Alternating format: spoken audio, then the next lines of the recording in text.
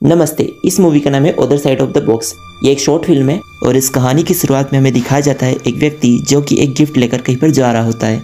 Second scene में हमें दिखाया जाता है एक कपल जिनका नाम होता है बेन और रेचल, जो कि कुछ पका रहे होते हैं और काफ़ी खुश नजर आते हैं। तभी डोरबेल बजता है और बेन देखता है गेट पर कोई खड़ा है। वो रेचल से जाकर कहता है गेट पर शॉन खड़ा है। बेन और रेचल उसे वहां देखकर चौंक जाते हैं और रेचल कहती है कि मैं नहीं चाहती कि उससे पता चले मैं यहाँ पर हूँ। बेन दरवाज़ा खोलता है और शॉन को अंदर बुला लेता है। शॉन कहता है मुझे तुम्हारी मोम ने तुम्हारा पता बताया और कहता है तुम्हारा घर बहुत सुंदर है। बेन उससे पूछता है तुम कहाँ रहते हो। शॉन कहता है मैं आज भी वहीं रहता हूँ। इसके बाद बेन उससे बात करने की और कोशिश करता है, लेकिन शॉन ज़्यादा कुछ रिप्लाई नहीं देता है। शॉन उस रूम में रखी हुई बेन और रेचल की तस्वीर को देखने के बाद शॉन बेन से कहता है मुझे माफ़ कर देना, मैंने ये सब कुछ ठीक नहीं किया। बेन शॉन से कहता है हमें उस टॉपिक पर बात नहीं करनी चाहिए। शॉन बेन से पूछता है क्या वो यहाँ पर है। बेन कहता है नहीं, वो अपने मॉम डैड के यहाँ पर है। शॉन बेन से कहता है यह तो बहुत अच्छी बात है और अपने साथ लाया हुआ गिफ्ट बेन को दे देता है। बेन खुशी खुशी उस गिफ्ट को ले लेता है। बेन उसका थैंक यू कहता है। शॉन थोड़ी देर ऐसे ही खड़े रहता है। बेन उससे पूछता है क्या तुम ठीक हो। उसके बाद शॉन कहता है क्या तुम मेरे लिए एक फेवर कर सकते हो। शॉन मुस्कुराते हुए कहता है क्या तुम इस गिफ्ट को अभी खोल सकते हो। बेन को कुछ समझ नहीं आ रहा होता है, पर वह शॉन की बात मानकर उस गिफ्ट को खोलने लगता है। बेन गिफ्ट पर लगे लेटर को निकालकर पढ़ने लगता है। शॉन उसे कहता है लेटर अभी मत पढ़ो, पहले गिफ्ट ओपन करना, उसके बाद लेटर पढ़ना। बेन शॉन की बात को मानकर लेटर को साइड में रख देता है और गिफ्ट ओपन करने लगता है। और ये वही गिफ्ट होता है जो हमें मूवी की शुरुआत में दिखाया जाता है। बेन गिफ्ट ओपन करता है। उस गिफ्ट के अंदर एक बॉक्स होता है जो कि अंदर से एकदम ब्लैंक होता है। शॉन बेन से सॉरी, मुझे माफ़ कर देना, ये कहकर चले जाता है। बेन को कुछ समझ नहीं आता है क्या ये एक मजाक है, तो शॉन यहाँ से घबरा कर क्यों चले गया।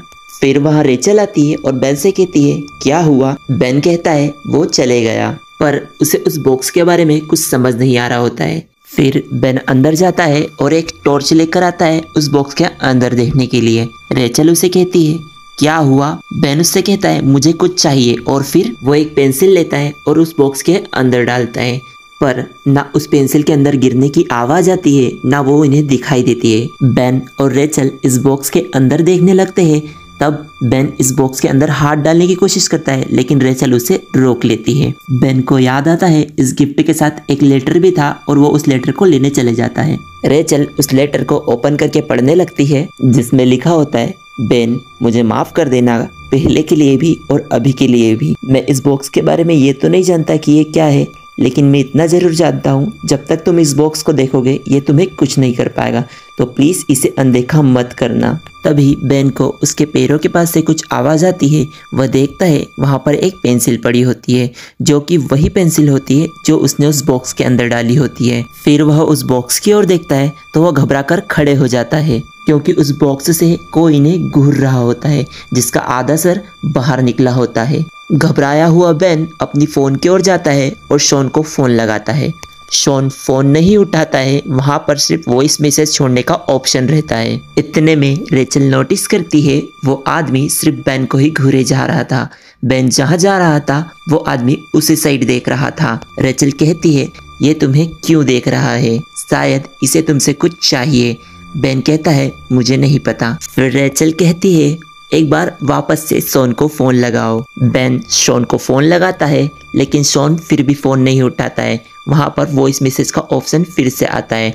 इतने में रेचल बेन से कहती है ये तुम्हें क्यों देख रहा है। बेन रेचल से गुस्से में कहता है मुझे नहीं पता, पर जब वो रेचल की ओर देखता है तो रेचल तो बोल ही नहीं रही होती है।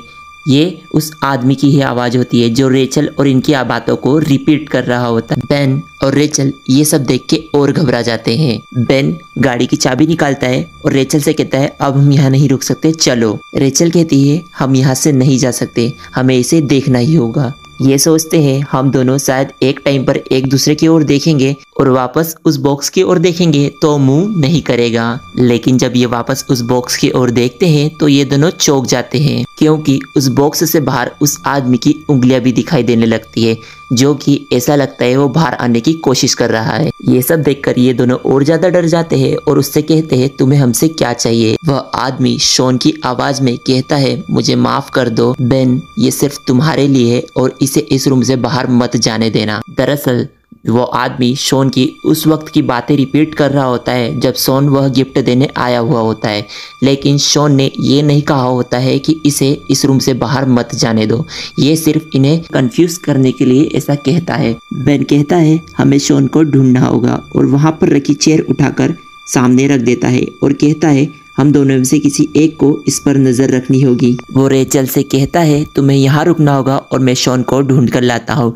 रेचल ये करने के लिए नहीं मानती है, पर वो उसे समझाता है कि जब तक तुम उसे देखोगी वो तुम्हें कुछ नहीं कर पाएगा। तो रेचल मान जाती है और बेन किचन में जाता है और वहाँ से एक बड़ा सा चाकू लाकर रेचल को दे देता है उसकी सेफ्टी के लिए और वहाँ से चले जाता है। बेन गाड़ी लेकर शॉन को ढूंढने निकल जाता है। वह शॉन को फोन करता है लेकिन शॉन फोन नहीं उठाता है। बेन उसे बार बार कॉल करता है। फिर बेन उसे एक वॉइस मैसेज करता है जिसमें कहता है वो बॉक्स वाला आदमी बोल रहा है वो क्या चाहता है मुझे बताओ। इतने में शॉन फोन उठा लेता है और बेन से कहता है क्या कहा तुमने, वो आदमी बोल रहा है मुझे यह नहीं पता था। बेन कहता है हाँ वो बोल रहा है और मुझे कुछ समझ नहीं आ रहा है, तुमने हमें ये गिफ्ट दिया ही क्यों। शॉन कहता है हमें से तुम्हारा क्या मतलब है, क्या तुम्हारे साथ रेचल भी है। बेन कहता है हाँ वो घर पर है।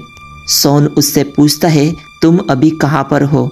बेन कहता है मैं तुम्हें ढूंढने के लिए आ रहा हूँ, पर शॉन कहता है मैंने तो तुम्हें कहा था उसके ऊपर नजर रखने के लिए। बेन कहता है हाँ रेचल उसके ऊपर नजर रख रही है। शॉन चिल्लाते हुए कहता है नजर रेचल को नहीं तुमको रखनी थी, और बेन घबराते हुए गाड़ी पलटाता है। शॉन उसे चिल्लाकर फिर से कहता है कि गाड़ी मत पलटाओ, वहां पर वापस मत जाओ। बेन फोन काट कर वापस घर आ जाता है और वह घर आकर देखता है पूरे घर की लाइट बंद है और स्विचेस किसी ने तोड़ दिए हैं। वहां पर टेबल पर वो बॉक्स भी नहीं है और रेचल भी वहां पर नहीं होती है। बेन रेचल को आवाज लगाता है तो रेचल की आवाज नीचे वाले बेडरूम से आती है। बेन वहां जाकर देखता है वहां पर कोई नहीं होता है। फिर उसे वॉशरूम से कुछ आवाज़ आती है, वहाँ पर कोई शावर ले रहा होता है।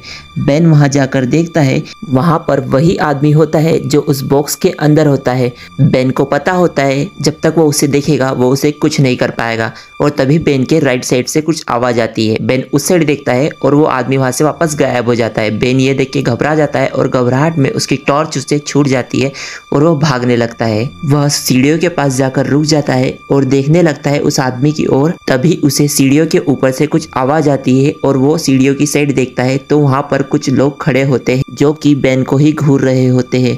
तभी वह देखता है वह आदमी भी उसके पास आ गया है। फिर यह वापस उन लोगों की ओर देखता है तो वो इसके और नज़दीक आ जाते हैं। फिर वो दूसरी ओर से वह आदमी भी उसके और पास आ जाता है।